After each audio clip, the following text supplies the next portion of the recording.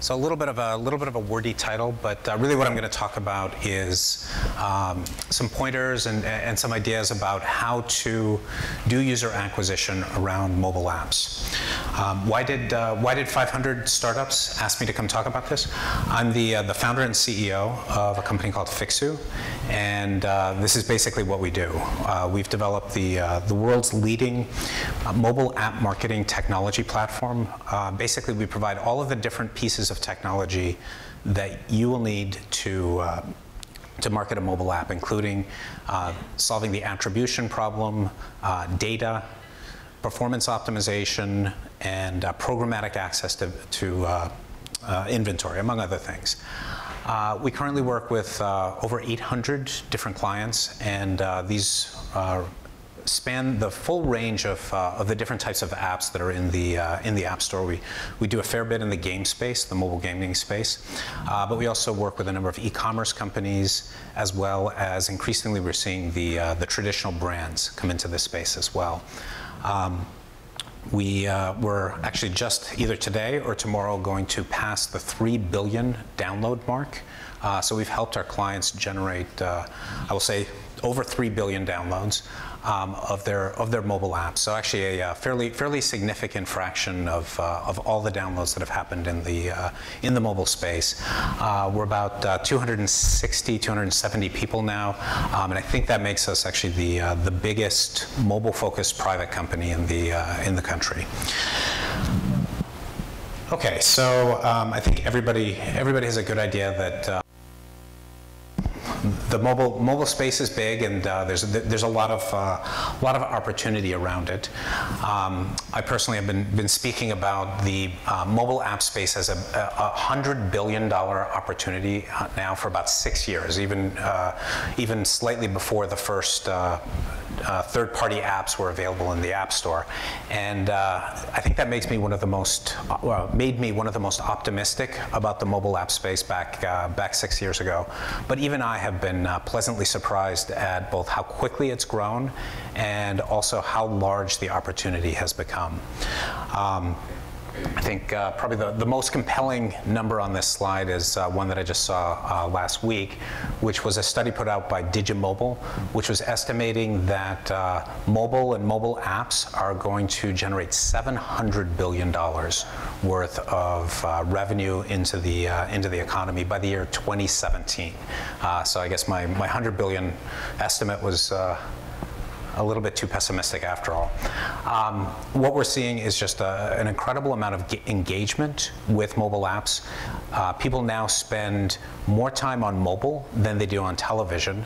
And if you look at where digital media is being consumed, over 50% of it, 51% of all digital media that's being consumed is being consumed inside mobile apps.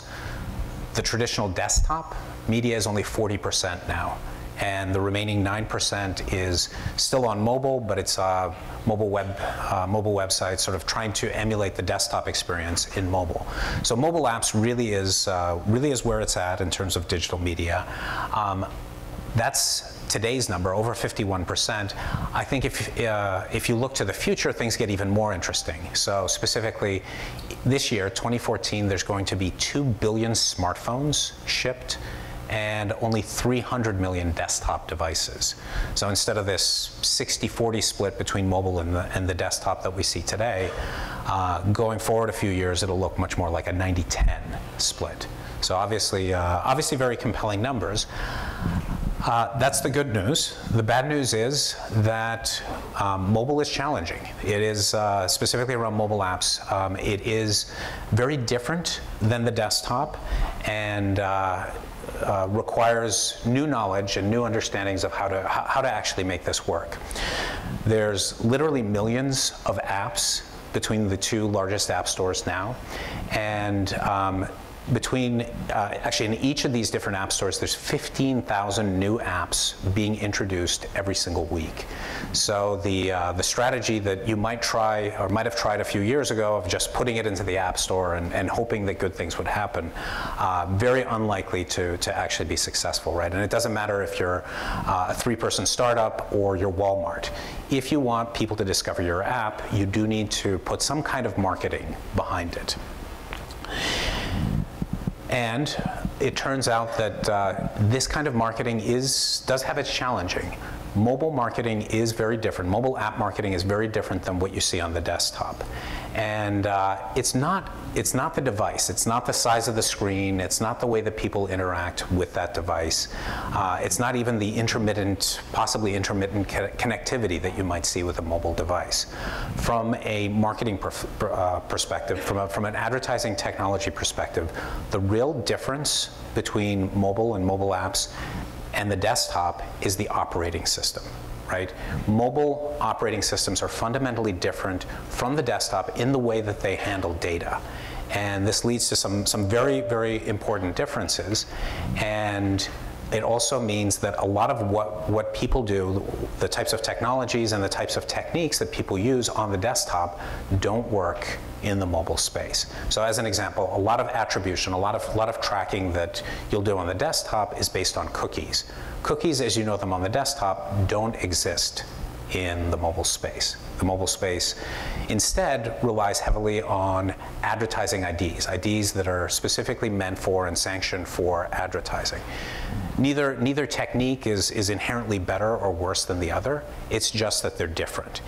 And this difference is very fundamental to the operating system, to any type of advertising technology that you will use for your mobile apps. Specifically, when you're dealing with cookies that reside on the device, it's fundamentally a client-side data experience. When you're dealing with IDs, you don't store anything on the device, and instead, the data resides on the server. Perhaps it sounds like a small shift, right, going from client-side data to server-side data, but it means that everything is different. Everything is fundamentally different. And as a result of this, what we've seen is that there are a number of advertising technologies that have been built on the desktop. They've tried to come over into the mobile space, and it's been hard going. It's been difficult for them to make this transition because of this shift from client-side data into server-side data, really fundamentally it requires them rewriting their entire technology stack. So because of this difference, the ecosystem has become quite complex. I'm sure many of you have seen this slide or some version of this slide. This happens to be the Luma Partners slide that depicts the mobile advertising ecosystem. What we see is that there's a lot of point players in the space providing different pieces of the technology puzzle that's required to solve the mobile app marketing puzzle. In addition to that, there are a very large number of different traffic sources. At Fiksu, we've spoken to over 600 different companies that sell mobile app inventory. And as a result of this, it's a very, very fragmented space. There's a lot of complexity to it. And as far as the inventory goes, in order to be successful with your mobile app, you do need to work across multiple different sources of traffic. And I'll get into a little bit more detail what exactly I mean by that in a little bit.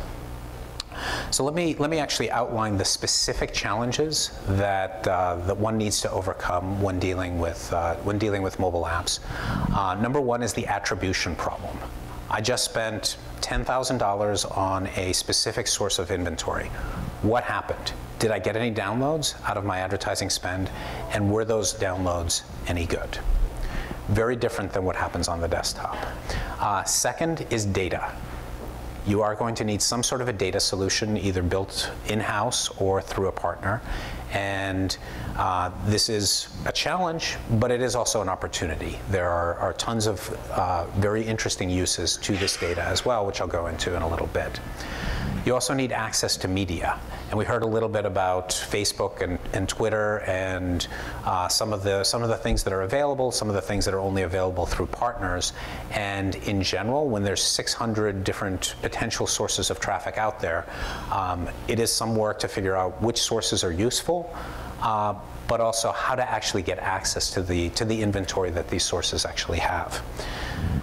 And in some ways, that's just step one. There's media access, and then there's programmatic media access. And you can get much more efficiencies if you're able to automate the process of the access through optimization and measurement that actually happens in an automated way.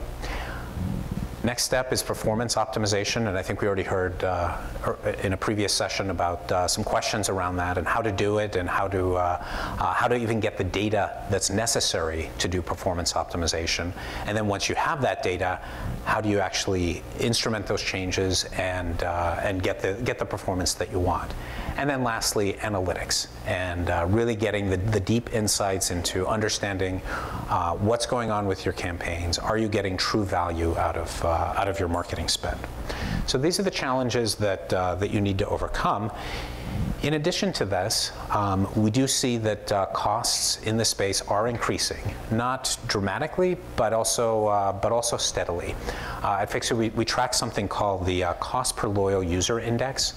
We actually publish this every month, and what it is it tracks the cost to acquire a loyal user for a mobile app, and we take it over a sort of a basket of goods, basket of different apps that cut across the space to try to get sort of a sense of how these costs are changing across time.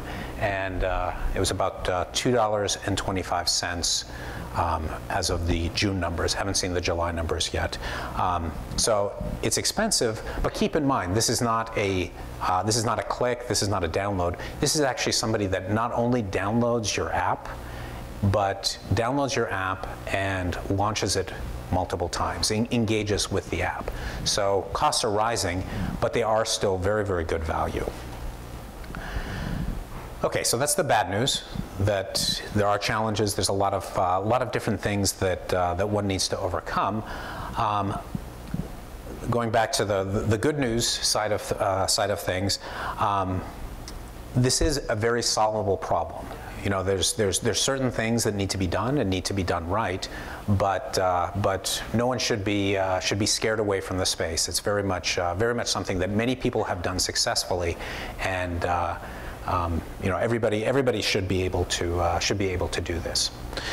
Step one: plan out what exactly you want to do. There are some specific things that you need to pay attention to. There's attribution. When you start looking at the metrics, it's not just about downloads. I think the second most common mistake that I've seen developers make and app marketers make is that they base all of their metrics around downloads. How many downloads can I get? Downloads is certainly a metric, and it's great that that's something that people in this space are already paying attention to. But really, there's a huge difference in the quality of downloads that you'll get from different sources of traffic, even within the same source of traffic. Really, what you should be paying attention to are loyal users, people that actually engage with your app on a long-term basis. I describe that as the second most common mistake.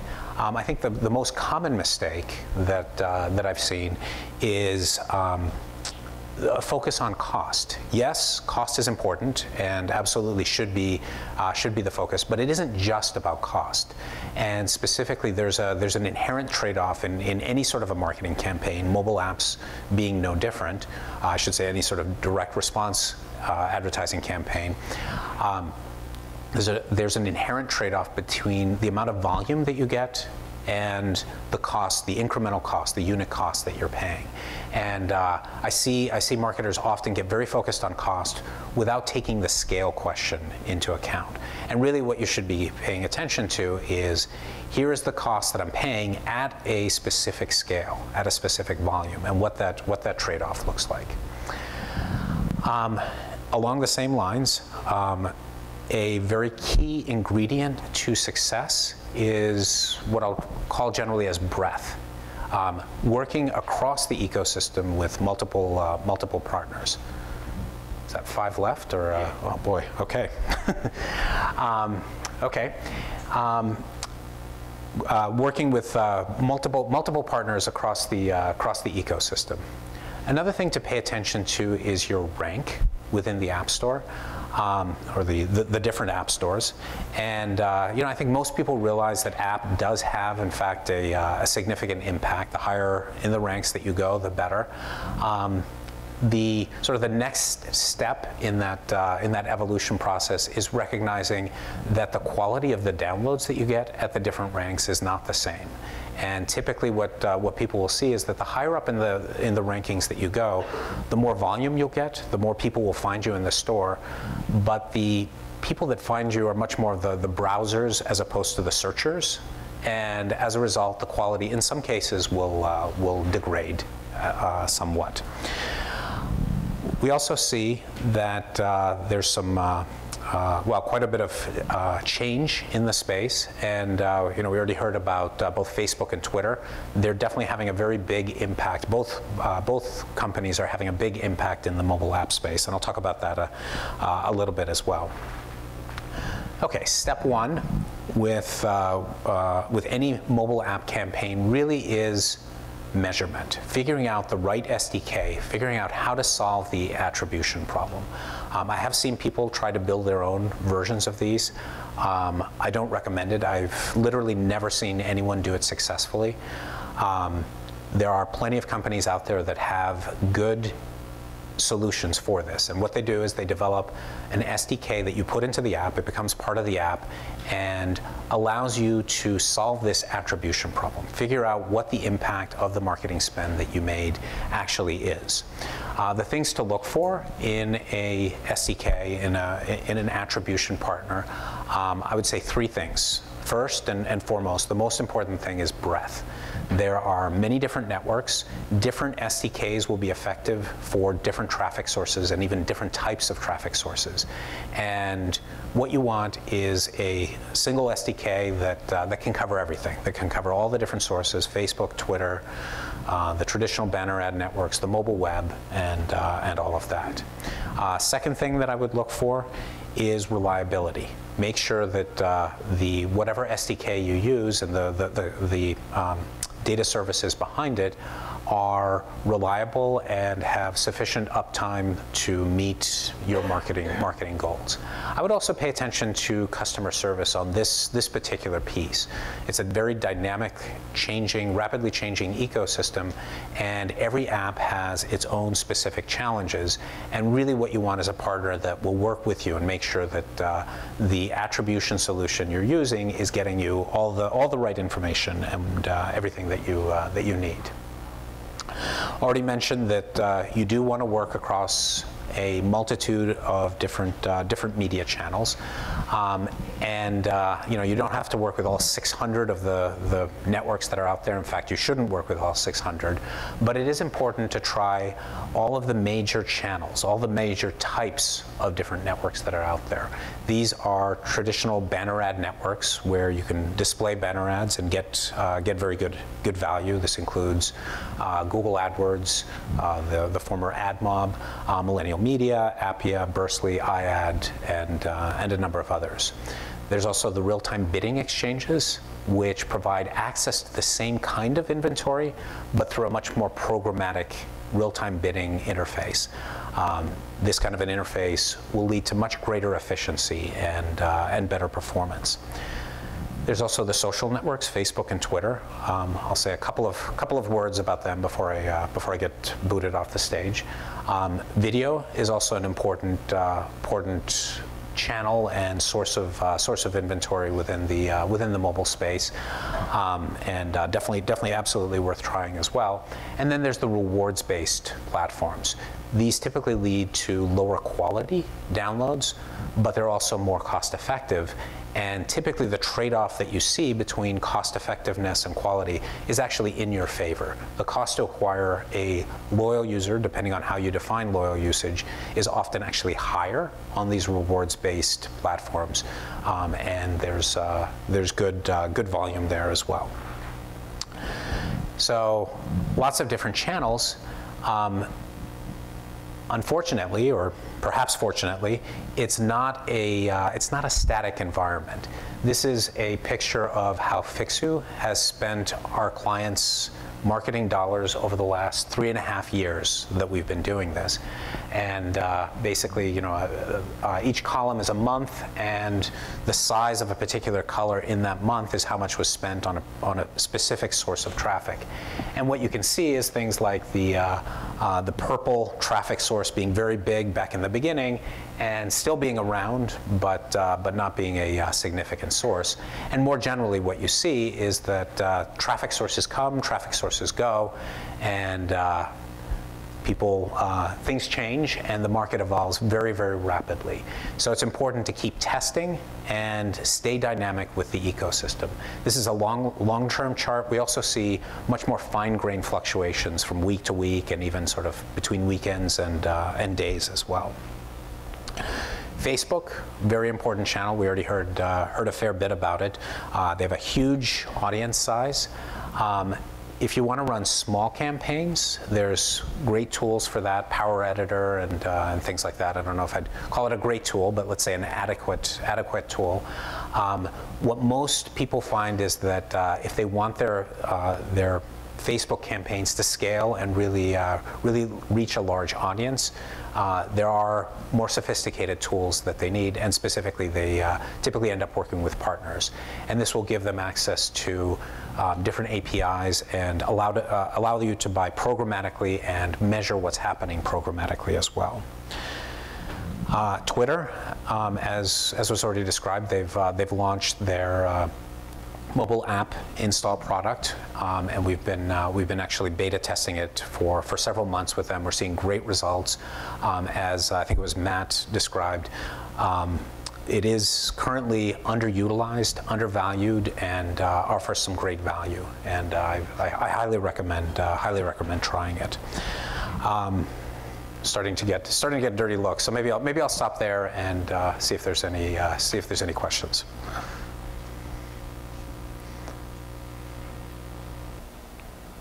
Okay, thank you all.